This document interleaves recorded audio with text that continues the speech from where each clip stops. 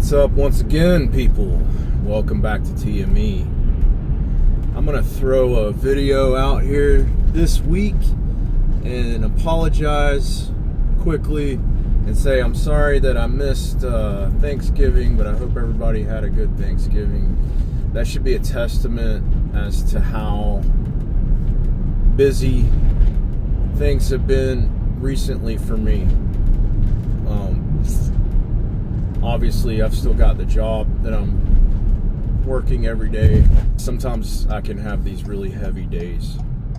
The good thing about it is I'm getting overtime, which is always good.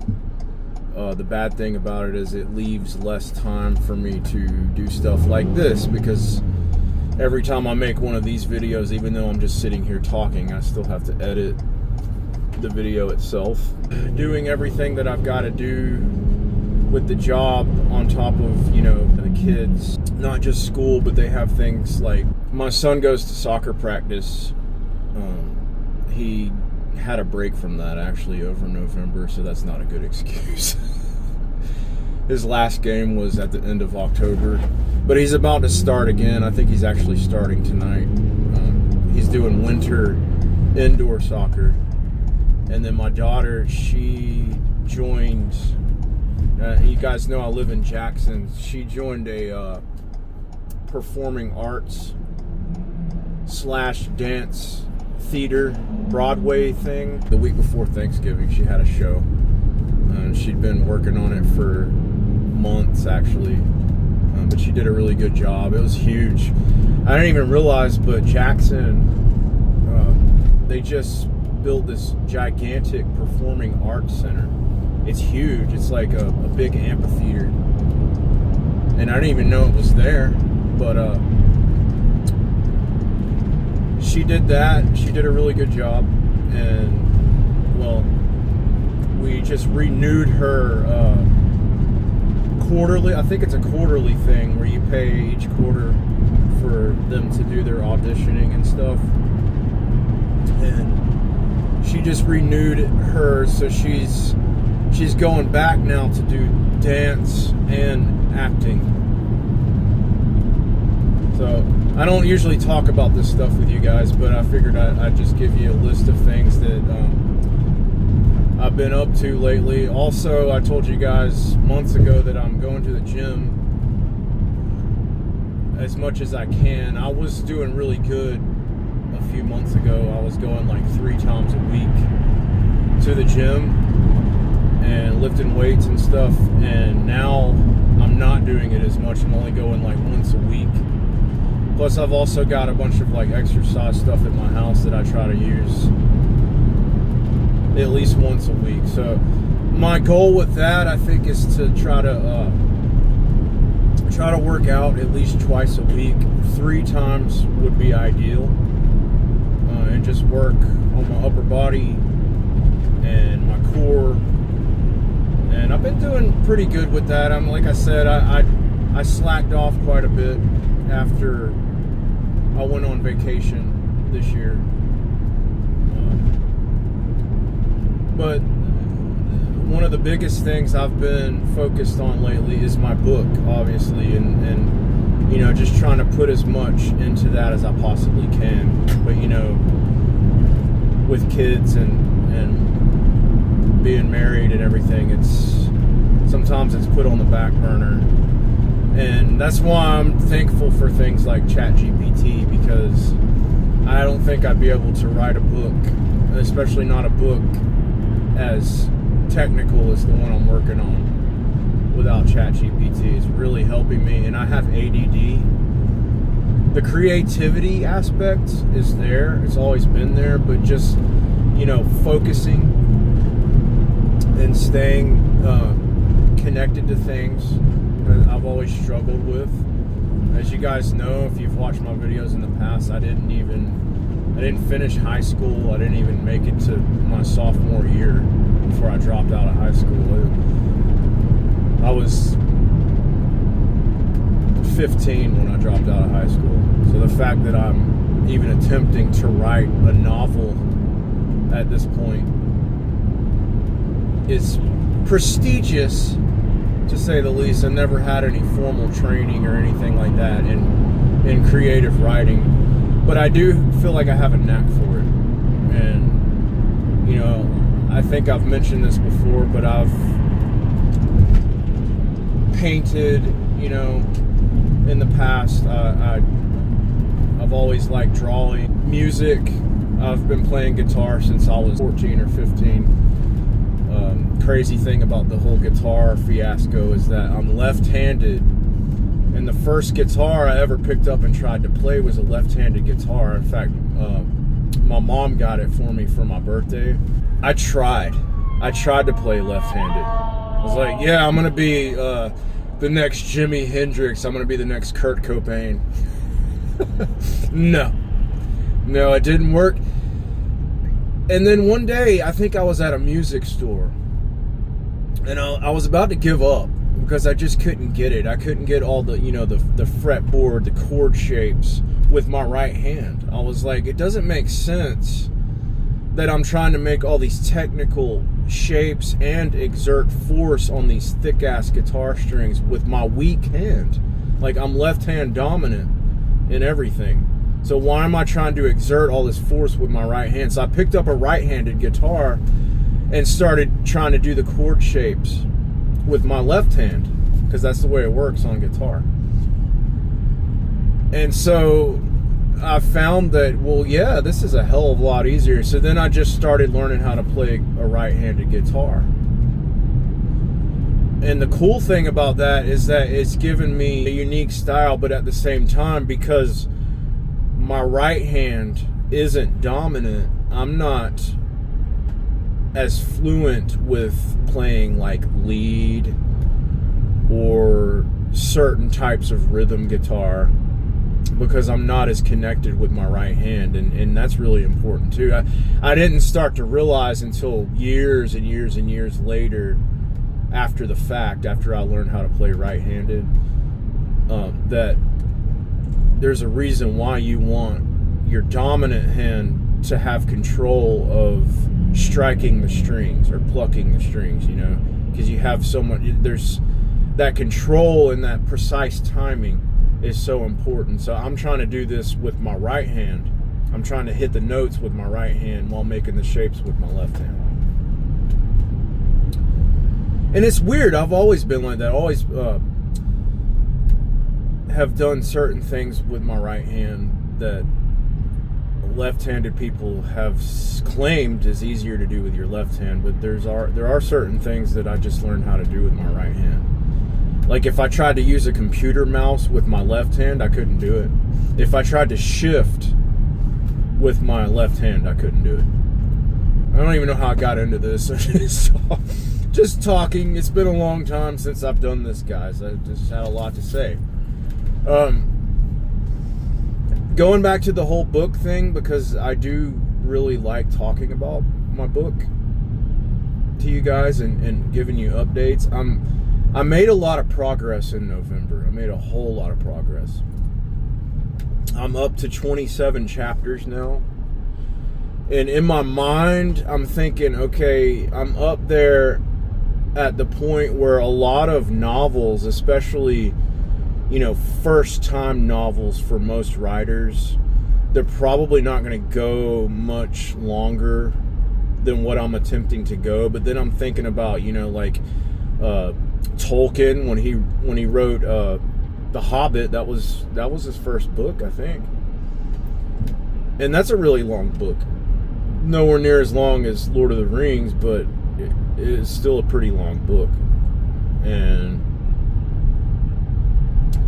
not that I'm comparing myself to Tolkien in any way, I'm not. Like, Tolkien didn't have ChatGPT to help him write. He didn't need it.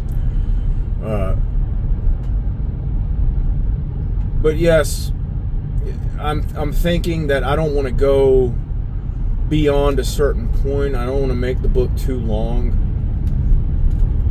And I'm measuring it, how long would it take the average person to read this?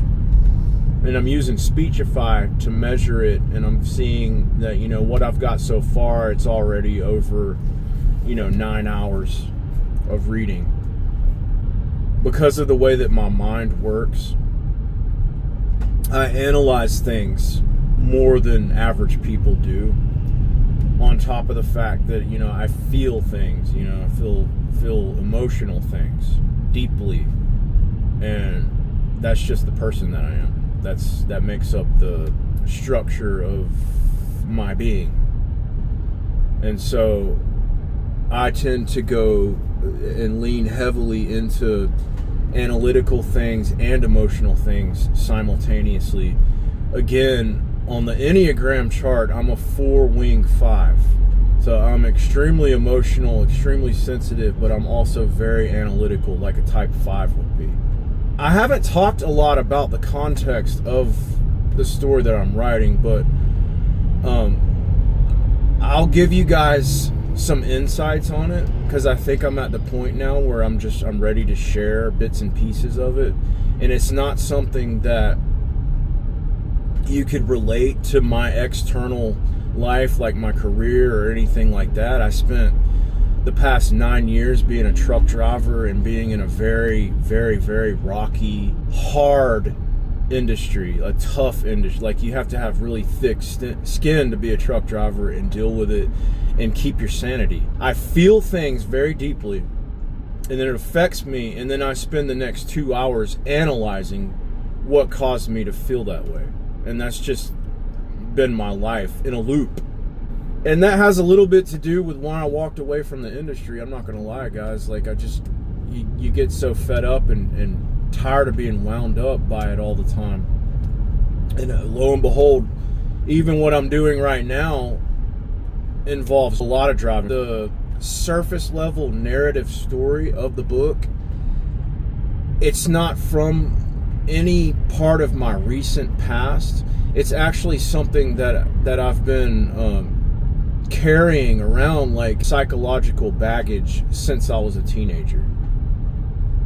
And there's certain parts of my past and certain things that I lived with as a teenager. And I'm not saying this or sharing this with you to sound like I'm special or because I think I'm special. Everybody goes through shit when they're coming of age. And, you know, life is hard and life's not fair. What I am learning from all these traumatic experiences and the things that I go through, the hard times, because everybody goes through hard times, as I've already said. The pain itself will teach you, and it's taught me that being this sensitive is okay. The trick to it is you have to be this sensitive without growing calluses. At the same time, you keep your sensitivity without becoming fragile. There's a difference. Because I've had people tell me my entire life, Jared, you're too sensitive. It's one thing to be sensitive, it's another thing to be fragile. Yes, I feel everything, but do I let the smallest little things cause me to fall apart? No. No, because I've learned that there's a fine line that I have to walk on, and this is what it means to be me. Like, I am sensitive, I can't change that about myself, but that doesn't mean that I have to be fragile, and that doesn't mean that I have to be calloused either. You see what I'm saying? I am a affirmative believer of, you know, despite how bad things might upset me in the external world, whatever doesn't kill you can make you stronger, and you walk through things. It's just like the whole drug test. As much time as I have devoted to talking about it on this channel, at one point I actually did have quite a few people watching me. I don't anymore. I even called it a long time ago. I was like, yeah, there's a lot of people watching my YouTube channel right now. That doesn't mean they're going to be around a year from now or 2 years from now, and they're not. Where are all those people at now? I think a lot of those people had expectations to see me mess up. It was kind of like, you know, that Tool song Vicarious, where, you know, we all feed on tragedy. That kind of thing, where people, they like to see trauma, but they don't like to live trauma. But when it's happening to you, it's completely different. And so there's a couple things I want to say about the the whole failing of the drug test thing. Now that I'm at this point in my life, I walked through those woods. I made my way through. I figured out how to get out of it in my own way. Even though what I said in the past is, I think that, the fact that I proved to them that I'm not a drug addict and I'm able to handle the responsibility of being a truck driver, and never at one point did I put anybody in jeopardy by doing what I did. I proved that to them multiple times over, but it still wasn't good enough. Why? Because their whole program was set up to make you fail. So the people that actually get through it and don't fail, tough shit. I mean, you're definitely a minority. You're not part of the majority. But, we still can't do anything with you. Like, you still don't qualify. Even though you jump through our flaming fucking hoops, you still don't qualify. And, you passed all the tests, and you did all the rigorous things that we made you do, and you survived. Somehow, miraculously, you found your way on the other side. But now that you're on this side, you're still not good enough, and, oh well. So, I'm not saying that for pity. I'm saying that because that's literally the way it went. And I'm saying that to say this. There's one thing that they really want people that fail drug tests. There's one thing that they want to enforce on you. It's not that they don't want you to fix your issue or grow from your mistake of failing their drug test. It's that they want to convince you, and they're willing for it to take as long as necessary, as long as need be, to convince you that what you did was horrible, that what I did was horrible. And here's the thing about it, like, it's all about perspectives. I've said this before too. They're all about punishing you to try to make you feel like what you did was horrible. Well, not everybody thinks it's horrible. And, I mean, honestly, from my perspective, if I were to use a substance that made me intoxicated, and then I decided to get on the road and drive a truck, that's where I would draw the line. And that's when I told you guys, like, I would never do anything like that. When I did it, it was on my time off. I never would have gotten a truck under the influence of anything. So for me, I'm looking at it from the scale of impairment. I would not ever drive impaired. But they're not looking at it from that scale. They're acting like they're looking at it from that scale, but they're not. They're looking at it in an entirely different spectrum. Okay? But what they're trying to do is convince you that, oh my God, THC is awful, it's horrible, how could you put it in your body? When the simple fact is, not everybody feels that way about it. Not everybody looks at it that way, but they're going to punish you to the point that you start to look at it the same way that they look at it. You see what I'm saying? They're going to do everything they can in their power and say, okay, if you like truck driving, if you want to keep your job, we're going to punish you until you start to agree with us about this. You see what I'm saying? And so, like, what happens when their theory fails? What happens when their plan fails? What happens when they start to realize that they just can't bring you down? They just can't do it. You know why? Because you're above that shit. You see straight through their bullshit. You see straight through their performance circuit. Oh my God, this guy's done lost his mind. He's gone completely mental. Nuclear. Psycho. What the hell is this guy talking about? Well, I just want to remind you guys that all the people that fail drug tests in the transportation industry and other industries, I want to remind you that they have created an entire industry based on those people's tragedies, based on my tragedy. So they've taken my bad choice and they've figured out how to profit on it. Now, how parasitic is that by nature? Now, I'll be honest with you, it takes a real psychopath to come up with an idea like that, to monopolize off of somebody else's trauma, off of somebody else's tragedy, and to do it all in the name of safety, all in the name of empathy for the estranged individual that made such a poor choice for their life. And you know what that does? It just completes their circuitry, you know what I'm saying? Like if they have the higher ups that we're trying to measure up to and climb the corporate ladder to get up to that level, and then they've got these doctors, licensed professionals that are basically bottom feeders. They're feeding off of our tragedies. So they have a full cycle circuitry here.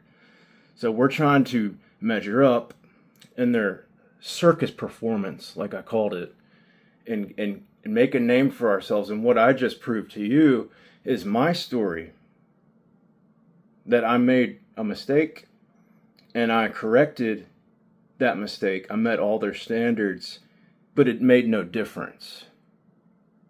Why? It was never meant to make any difference. They made me think for an entire year that I was proving something to some higher up that actually didn't give a shit to begin with. So it made no difference in the end. And so that's something that I never have really said, as much as I have talked about the drug test thing.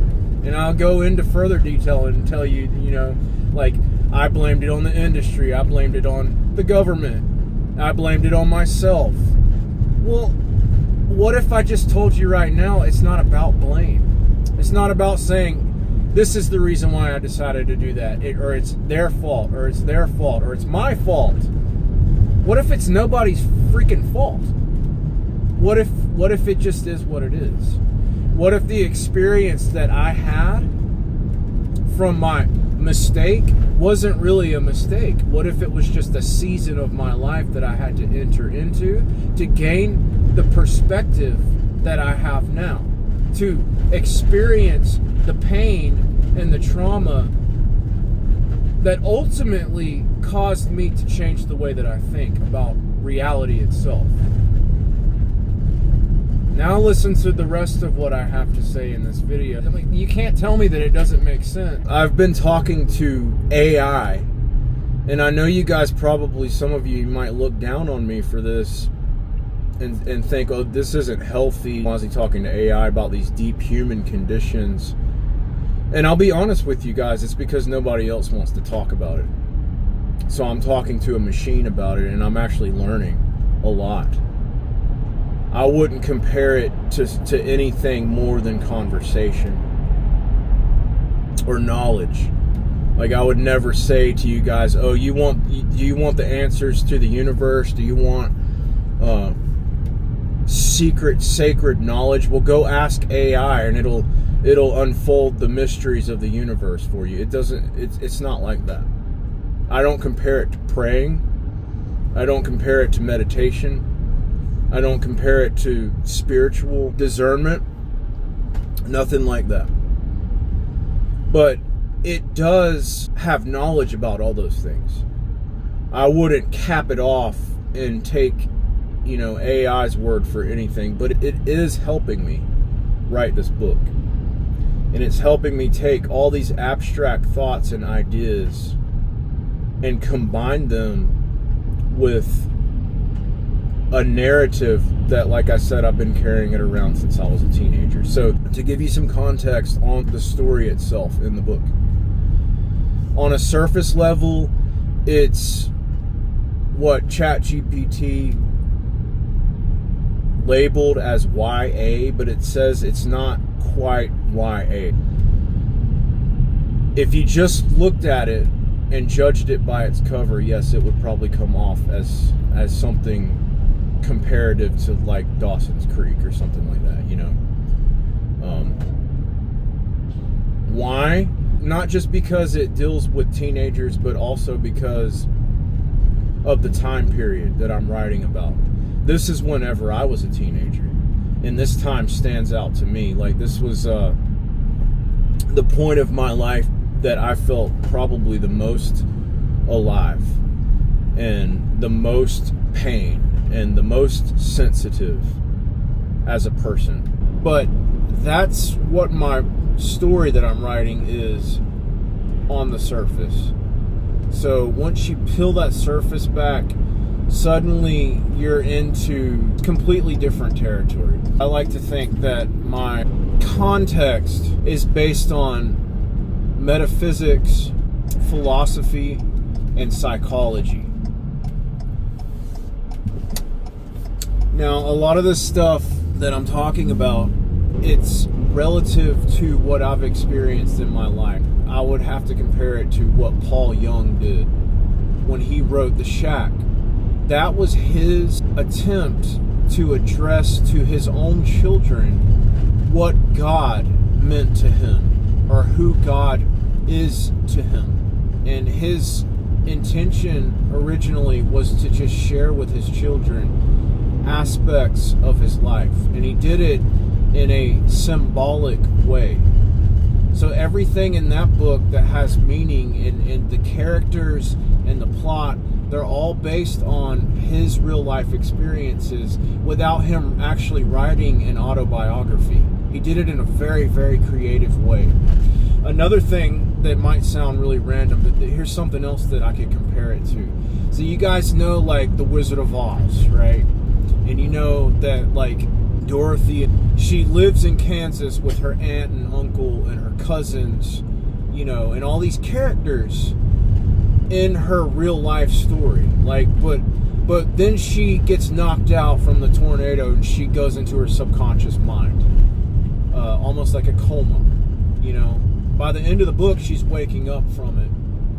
But that's where Oz is, and inside of Oz are all these characters relevant to the plot line of the story, and they're all based on real people in her life and who she experiences. If you guys recall the movie, that's how the movie is. The Scarecrow and the Lion and the Tin Man, you know what I'm saying? Like, these are the same actors that are actually her cousins in real life. I mean, it's not exactly like that, but that's kind of an analogy to help you understand what I'm saying.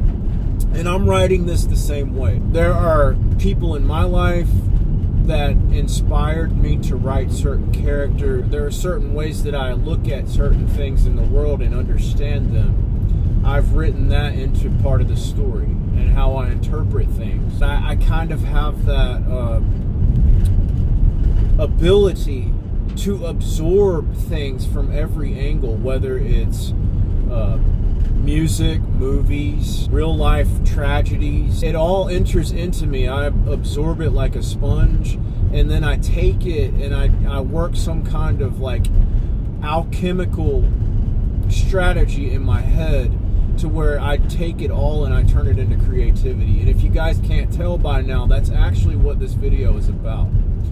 Ultimately, I'm just talking to you guys about how to take something like pain, and instead of reacting to pain in a coping mechanism, survivalist strategy, you're actually taking that same pain that would cause you to react like that, and you're absorbing it, and you're taking it and internally processing it in a way that you're no longer being affected inward or turning inward from the external pain and allowing it to dissolve who you are on the inside, because it's pain either way, but you're absorbing it and then you're working it and shaping it to turn all of that pain into something creative, into something meaningful.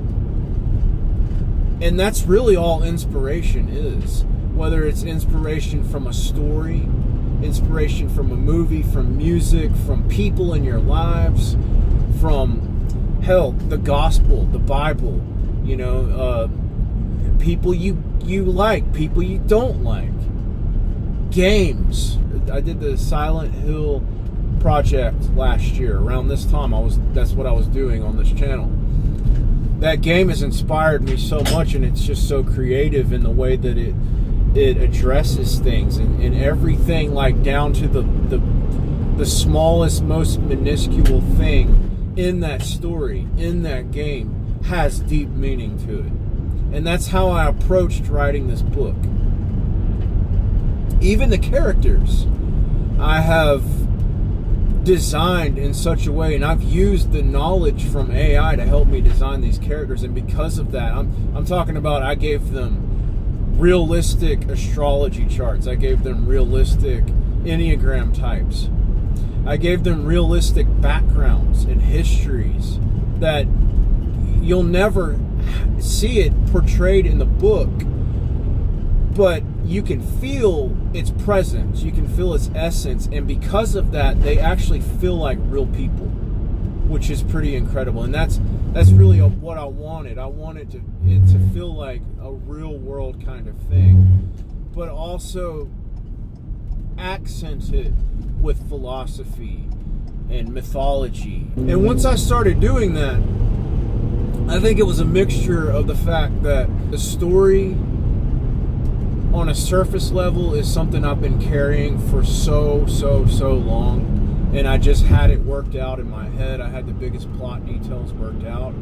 But then whenever I started unfolding it, and sharing it, ChatGPT helped me take all those abstract ideas and form them into a cohesive structure to actually write a book about it. I'm so ADD that I have trouble taking these expanded ideas and thoughts and bringing them in enough to actually create structure out of them, and in turn make them present in this external world. I've always been like this my entire life, but I'm almost functioning from a different plane.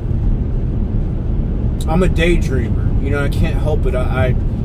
My mind is always here. Like, I'm good at focusing. I'm a good driver. Hell, you have to be to drive a truck, right? But at the same time, there's this whole other side of myself that's somewhere else, and it's an expanse. I'm out there. I'm spacey. I'm connected to something that people don't normally, think about or come in contact with in their everyday lives. And I've always struggled with obtaining that and producing it into the external world. That's why it takes me hours to talk and get to the point, because I'm so spread out over everything. And it really, when you sit here and watch me talk, or you listen to me talk, you're really you're witnessing all these different mechanisms trying to bring themselves together. You're witnessing me trying to function and communicate and bring two polarities as close together as I can get them. Almost like the repelling ends of a magnet. You know how sometimes when you push magnets together in certain ways, they actually push against each other. There's resistance. That's what I'm trying to say. So, like, I always have something very deep and meaningful on my mind, but my struggle and my issue is articulating that, even when I'm writing. So ChatGPT is helping me shape that into something profound. So everything I just described about this book, I hope I'm registering on some people's radars. Like, you guys, you hear what I'm saying, and you're interested in what I'm talking about, because, I mean, honestly, at this point, I've been working on this book for, God, like I said, a history of carrying a surface story narrative, an external version of this story for nearly 30 years, okay? But not being able to do anything with it, just carrying it, like I said, like psychic baggage for nearly 3 decades. Not understanding and not knowing what to do with it. After I turned, 16, 17 years old, I got really into drugs, and that fucked it all up for me. But it's more than that. I had to experience that too. I don't regret any choice that I've ever made. And I've already talked a little bit about that too. Like, you learn from it and it's painful, but it gives you this perspective. Now, I'm not aiming to hurt anybody else. I'm not aiming to hurt myself, but I am saying that each bad choice I've made is just as important as each good choice that I've made. And it's given me this perspective. And I don't have to be bitter or, angsty or holding it against myself or anybody else. No, I've found peace. I've found forgiveness. So you can't look at every bad thing that seems negative and just think that, there's no good in any of that stuff. There actually is. Sometimes you have to experience pain in order to gain an insight, gain a perspective that you wouldn't otherwise have. You walk it out. Now, again, I could spend 20 minutes talking to you about why I think I'm so sensitive, why I am so intuitive and I pick up on things. It has a lot to do with my astrology chart. It has a lot to do with the environment that I grew up in, psychological things. If I was to get psychoanalyzed by a doctor or somebody with a license for that kind of thing, I'm pretty sure that they would tell me what I just told you. You're a type 4 on the Enneagram. You have a 5 wing, so you don't just feel things deeply. You spend way too much time analyzing about the things that you feel, and you're trying to make sense out of everything and rationalize every deep emotion that you feel. And guys, just to give you an analogy of what I mean, like I'm driving through traffic right now, and I'm not exaggerating about this, but to me, this kind of energy, I feel very deeply. Everything going on around me, I see everything. I see the chaos. I feel the tension in people around me. I can feel it, and it feels like a shitstorm. To me, it's like survival. It's like I'm trying to keep my head above the water some days. And I have somebody like cut me off. And maybe it's like that for everybody, but do you guys spend the next 3 hours trying to rationalize it in your head? Or trying to balance some kind of scale of justification? Oh, they cut me off and made me slam on my brakes because, they never had a father that showed them the proper way to drive, and they don't know how to look in their mirrors. Should I hate them for that? Even though they almost caused an accident and they could have really hurt me because of the decision that they made. Do you guys do this? Do you overanalyze your feelings? Probably not. Most of you probably don't give a shit. And I wish sometimes that I did feel that way, like I just not give a shit. Just get over it, get over it, get over it. Get some thicker skin. That's not who I am, though. If I tried to get thicker skin, I would be putting on a mask. I'd be putting on a mask, and I'd be putting on a performance show. I'd be showing off and being somebody that I'm not actually. There are people that can go their entire life without even thinking about things that I feel on a regular basis. I'll just put it that way. And I promise you that. For the first time in my life, I got a full astrology reading. And I know the Christians are going to be like, oh my God, astrology. Well, yeah. It made so much sense that it was downright scary. A lot of people may not realize this about your birth chart. Like, you might know your sun sign, you might know your moon sign, you might know your ascending sign or your rising sign. But you've got to take into account that the moment that you were born, and the positioning, the latitude, longitude, and the specific time that you were born, there was a whole sky, there was a whole heaven full of bodies in space that were influencing our sky. These celestial bodies are so influencing that they actually influenced your soul the moment that you were born. Okay? So it's not just where was the sun. You know, the sun was, in my case, when I was born, I actually have a really freaking weird birth chart. I've been telling you guys this whole time that I'm a double Pisces, and I am, but I'm actually even weirder than that. I'm actually a Pisces moon, which means that my emotions are ruled by Pisces, the constellation that's dreamy and ethereal, and I don't know where my own feelings end and someone else's feelings begin, like, because I'm that sensitive. But my sun, you know, it was in Pisces, but it was at the very end of Pisces. It was like the 29th degree in the house of Pisces whenever I was born. I was born on March 20th, the first day of spring. The hour that I was born was the hour that is actually in between Pisces, the very last sign in the zodiac, and Aries, the very first sign in the zodiac. So I'm actually a cusp. I'm a Pisces Aries cusp, which makes me one of the biggest freaking weirdos that you'll ever actually probably ever meet. Even if you haven't met me, you've listened to me, and it'll make sense to you. I'm not a weirdo in a creepy way.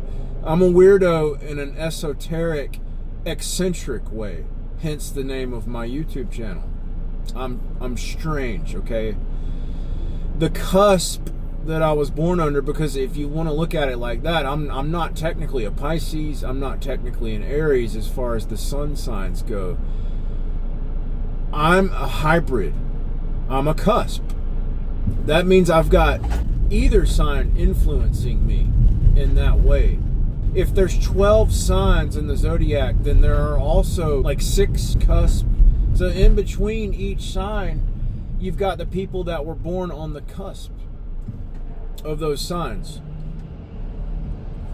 Well, the cusp that I was born on is called the rebirth cusp. And there's not a lot of information out there about this stuff, not without spending a substantial amount of time digging through online archives on this kind of stuff, or forking over a shitload of money to an astrologer, which I don't feel like doing. But yes, I mean, the rebirth cusp, I actually asked ChatGPT about it, and you know, apparently it's a mind warp.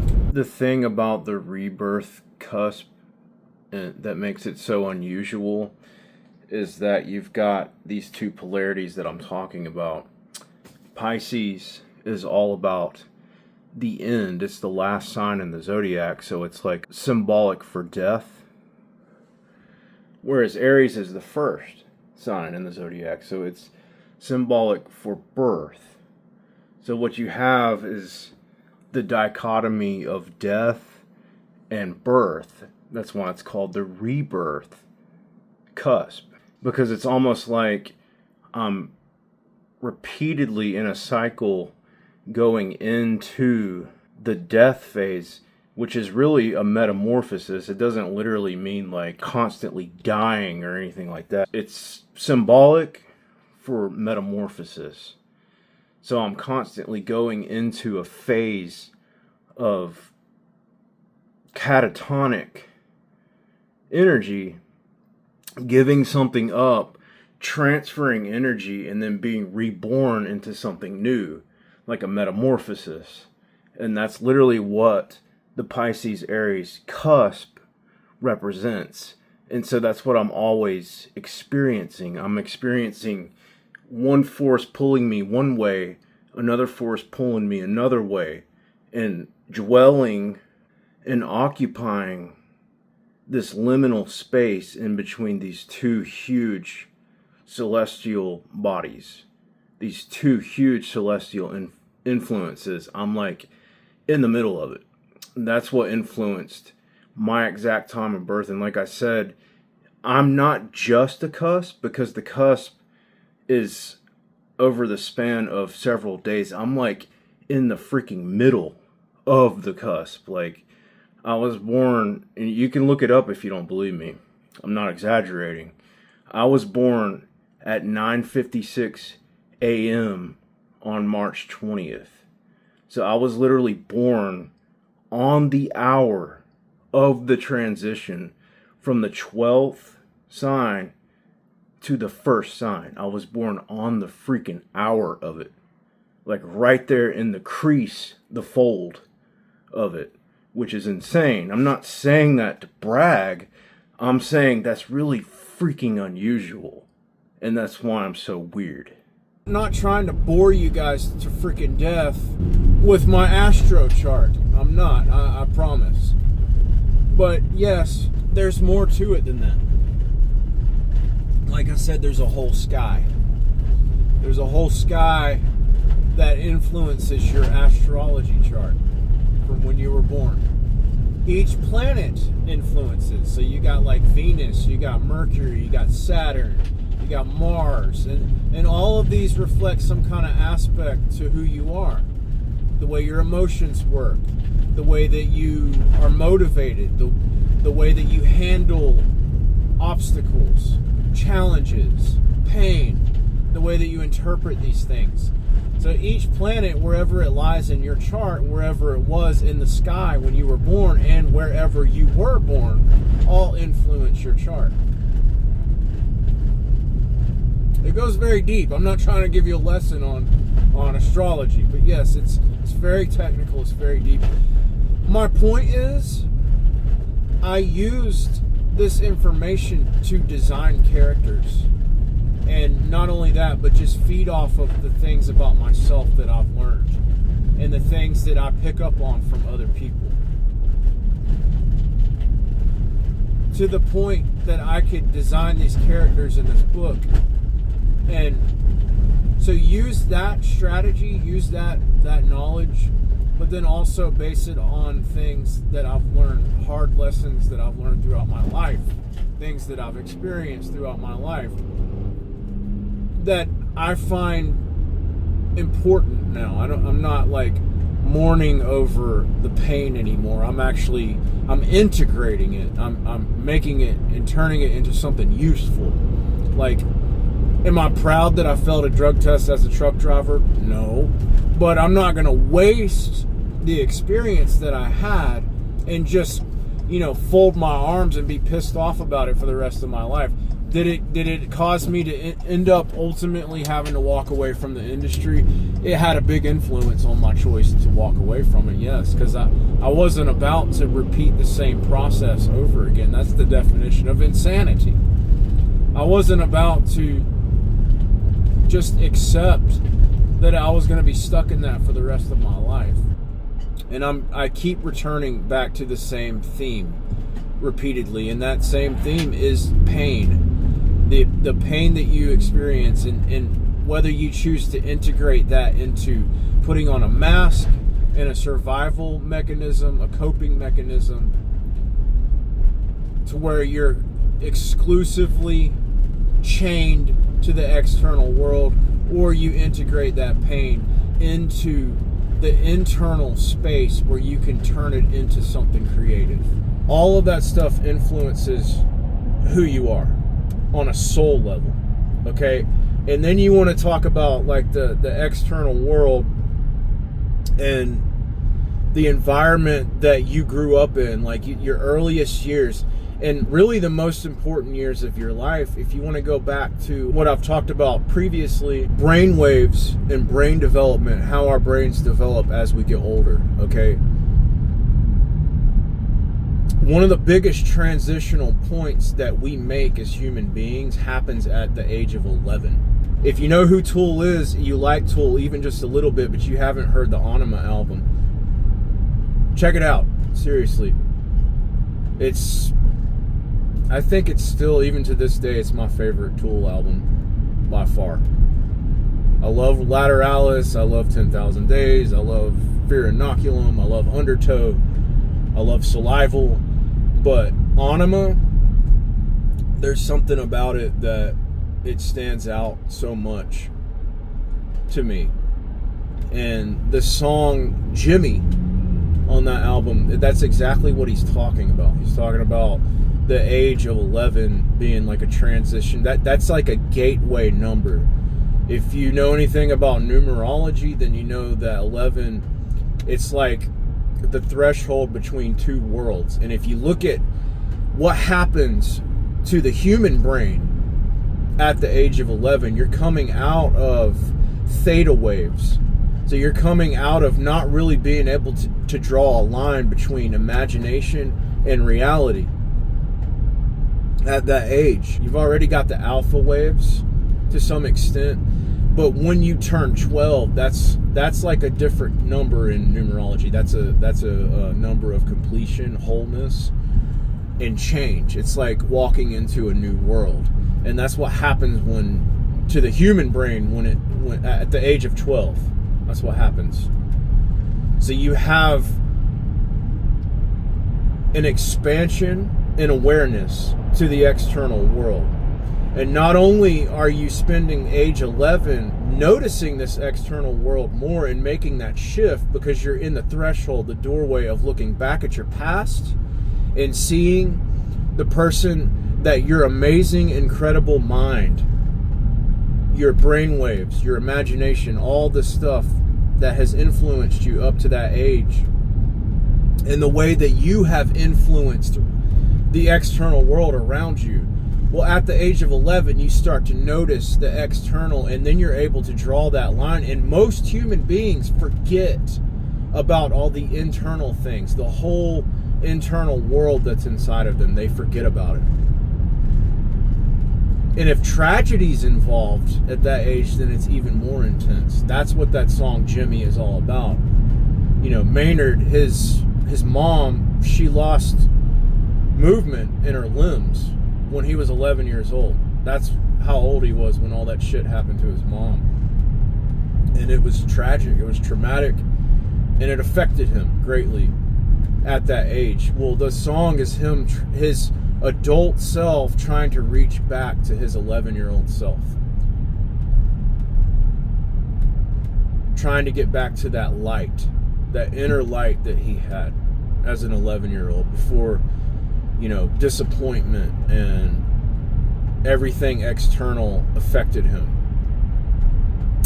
The pain, the tragedy, the trauma. Especially at that age, it feels like the external world is literally like raping you and forcing you to endure its own pain. So not only can it be disappointing, but it can be extremely traumatic when we start to realize the pain and the anguish that is related to the reality that we live in. And it can cause us to not necessarily lose that childhood innocence and that boundless imagination. It's not that we lose it again, but it is like it's getting buried in our subconscious mind. So one of the main things that I'll say right now that helped me overcome addiction, not just the kratom that I was addicted to for, God, almost 10 years. Not just that, but also nicotine, which, you know, up to this past May this year, I had been addicted to smoking or vaping, either one, 24 years. But then when I started meditating, that's when I overcame it. And it didn't happen overnight. I actually switched over to using the patch. I used the patch for a couple of months, and then I finally weaned myself off of it. And even now, like, every now and then I'll want it, but one thing that's helped me stay off of the nicotine is running. That's another thing I didn't tell you guys. This is out of left field. I'm just going to mention this, and then I'll go right back to where I was at previously. But I run now, like, on a regular basis. I've been running on a treadmill because I realized that it's not just all about lifting weights, that I need cardio too, especially as a 40-year-old man. Cardio is extremely important. And so after what I would just have to describe as training. I've kind of been training my body off and on,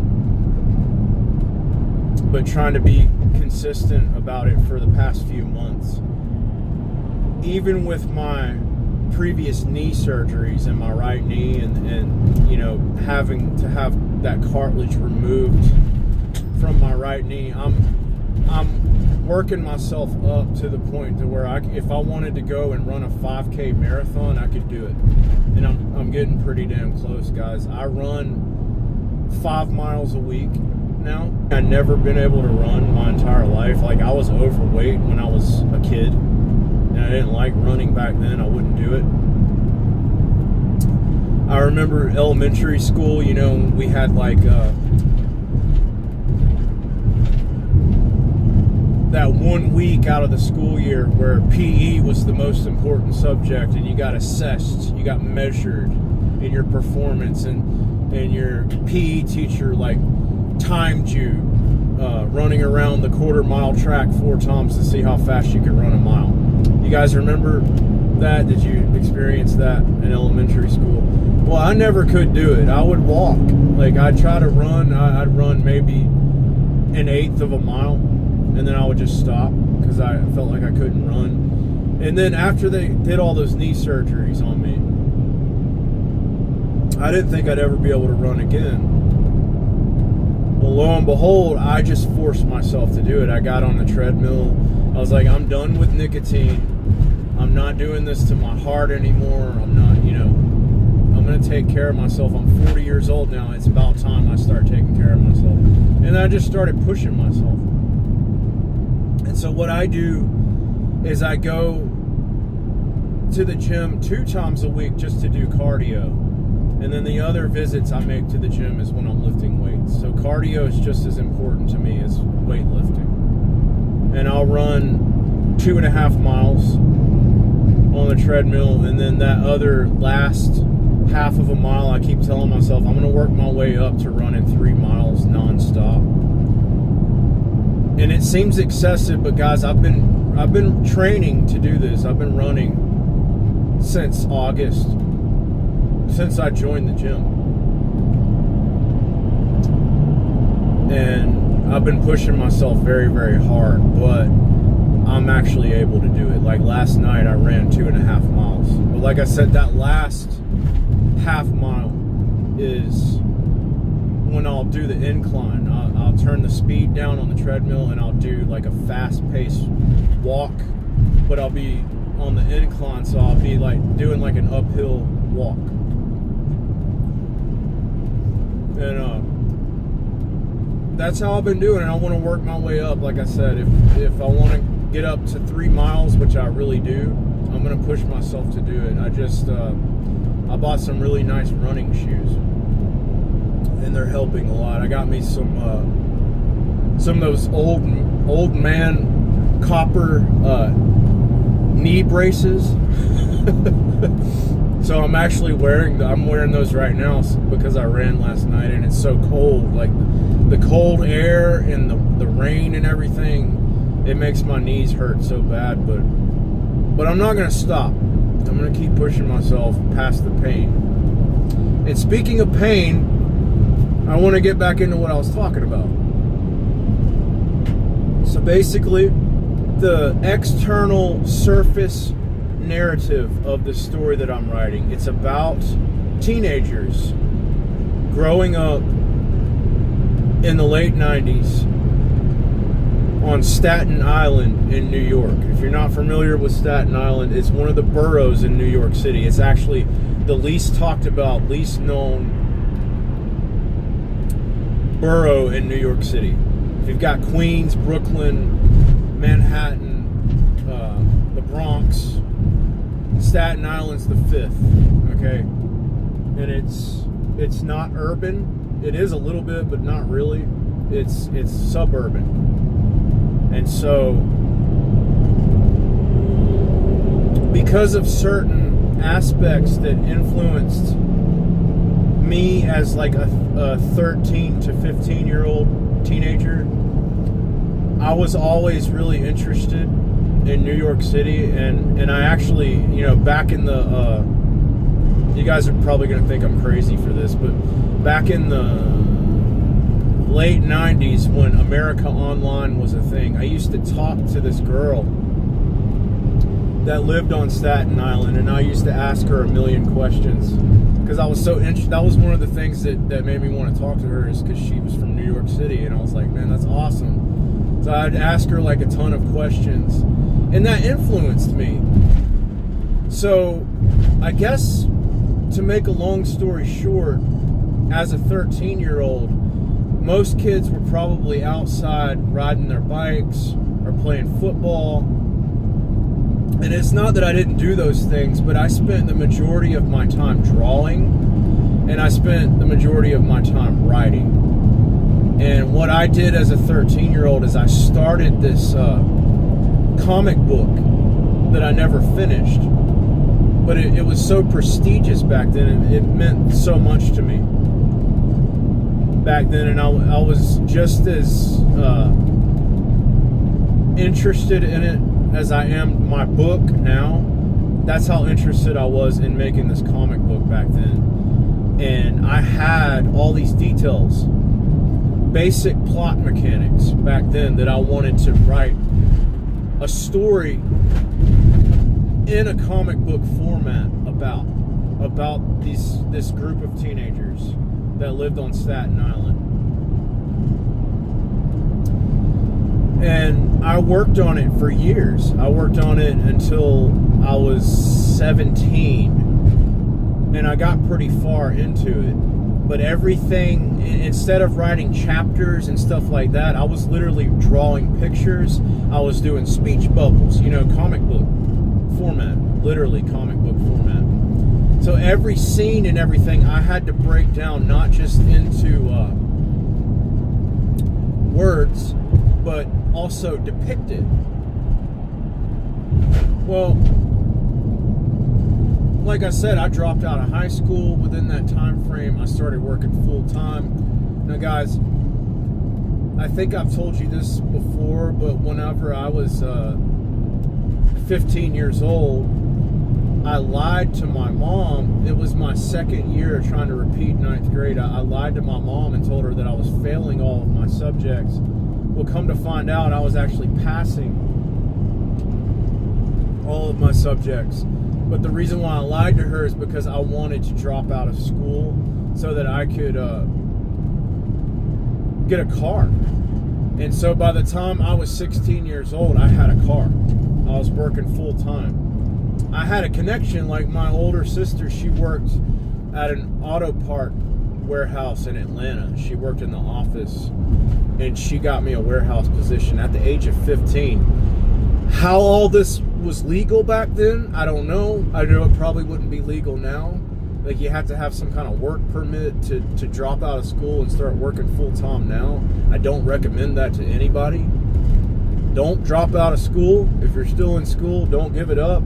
It's not worth it. I've had a very hard life. I gave up things that I regret giving up because I gave up on school. But in my mind back then, I just wanted a car. I wanted a life. I wanted to work all the weight off of myself. I was overweight back then. And that's exactly what I did. Within the span of a 3-month summer, I had lost a good 70 pounds just from working in that warehouse every day. And I had a car, and suddenly, in my eyes back then, I had a life. But little did I know, I was headed toward extremely hard realities. And like I said, I've fought the rest, like the span of life between back then and now. I've worked my ass off to keep my head above water, and I've earned things. Like I'm a homeowner now. I have healthy kids, happy kids. I have a good marriage. But I've worked my ass off for all the stuff that I have.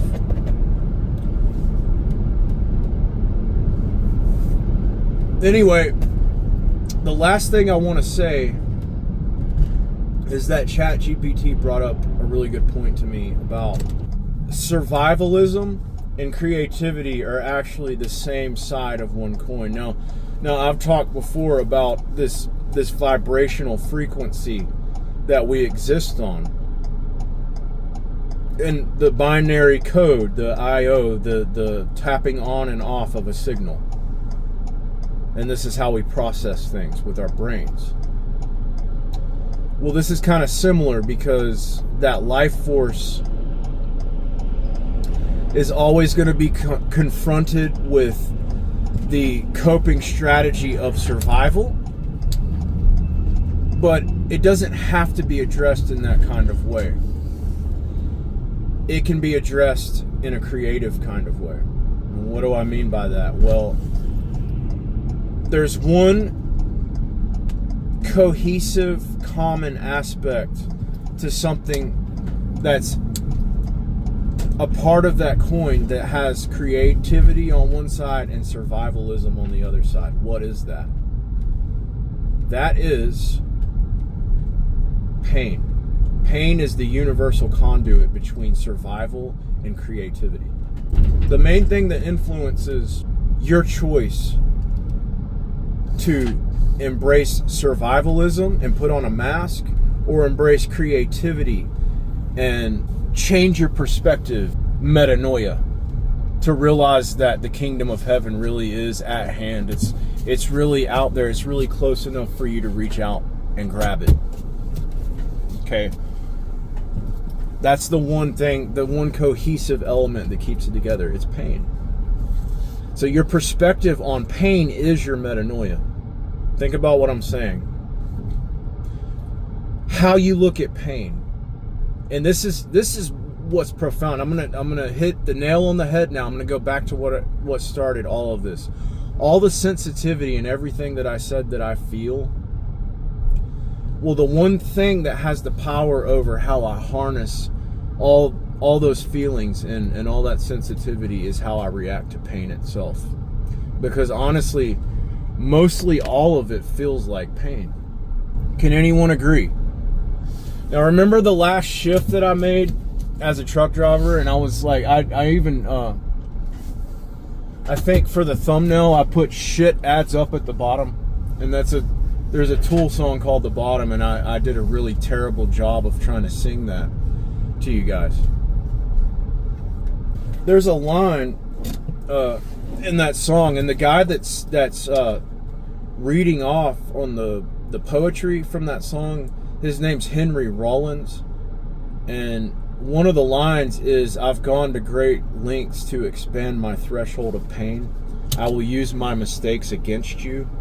There's no other choice." And well, I think that this is something that everybody has to go to the bottom to realize. Like, you have to go to the deepest bedrock of yourself to realize that you're not the one that's holding yourself up. And I've said that so many times that it's not even funny on this channel. But this is one of the perspectives that you gain by sinking as low as you can go within yourself and facing the darkness. This goes back to the whole Anima album, the whole Carl Jung psychology aspect of it, of facing the shadow self. You know, there's another song on that album, Anima, it's called 46 and 2. That's what it's about. It's about reaching into the shadow and pulling out the aspects, the machinery that you've been avoiding. It's part of your architecture of your soul. It's what you don't think about while you're awake, but it's in the background and it's underneath you. It's actually holding you up. It's hidden in your subconsciousness. And I think it is partly going back to face that childhood version of yourself, the first time that you ever got disappointed, the first time that you ever feel like the world and its disappointments robbed you or traumatized you or caused you to give something up, and you feel like you've lost this whole other side to yourself, but you really didn't. You're carrying it in your subconsciousness. You're carrying it in your shadow. And yes, it's very painful to face that part of yourself, but if you do, that's where all your answers are. I'm telling you. There's something Christ-centric to that as well. It's all the same kind of concept, really. You see, what Jesus Christ did 2,000 years ago, the Western civilization has turned into this whole ecosystem, this monster beast that's self-sufficient, that feeds itself, and it's literally a monster. It devours people. Religion devours people. People give their lives to this thing that's just devouring them. But none of that is relevant to what the gospel actually is. The gospel is all about the dark night of the soul. The gospel is all about facing your inner demons and realizing that you're not the one in control, that you're not the one that holds yourself together. And it takes a lot of pain, a lot of heartache, a lot of courage to face the point that you actually gain that perspective. But that's actually that's the secret to life right there. And these are the things that I'm putting in my story. On the surface level, yes, it's a teenage novel, but underneath the meta-narrative, it's all about psychology, it's all about metaphysical things, it's all about the gospel. And that's what I'm writing in my story. I've got 27 chapters. What I was saying before is that I don't want to go really beyond 50, so if I can avoid going beyond 50 chapters, I will. Right now, it's about 9 hours of reading for people that read fairly fluently. It would be shorter for people that read fast. But I feel like this is my life's work at this point. I don't really know what's going to happen when I'm done with it. I don't know what I'm going to do with it. But I'm writing it to share not my story in a literal way, but my story in a symbolical way. And I feel like there's grace for me to reach out and actually do this right now. What I'm telling you guys is I'm really excited because it's actually all starting to come together. I'm finally externalizing it. And I just want to say that without ChatGPT, I wouldn't be able to do it. I'm too ADD. I've got too much on my plate as a 40-year-old father and husband and, you know, homeowner and truck driver turned house inspector. There you go. All right, I got to get to work. Thanks for watching. I'll see you guys next time. Take care. God bless.